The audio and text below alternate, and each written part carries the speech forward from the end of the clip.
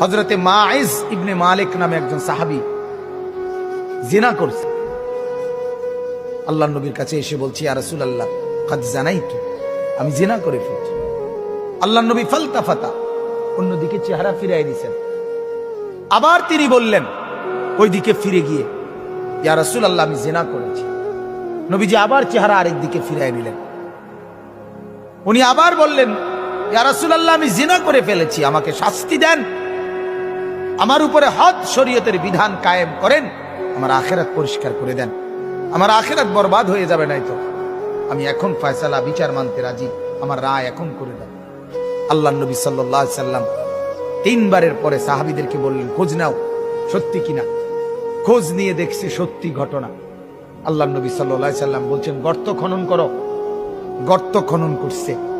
ওই সাহাবীকে গর্তের মাঝখানে কোমর পর্যন্ত দাঁড় করাইয়া বাকি সাহাবীদেরকে বলছে তাকে পাথর মেরে হত্যা করো। মুসলিম শরীফের হাদিস, একেবারে বিশুদ্ধ হাদিস।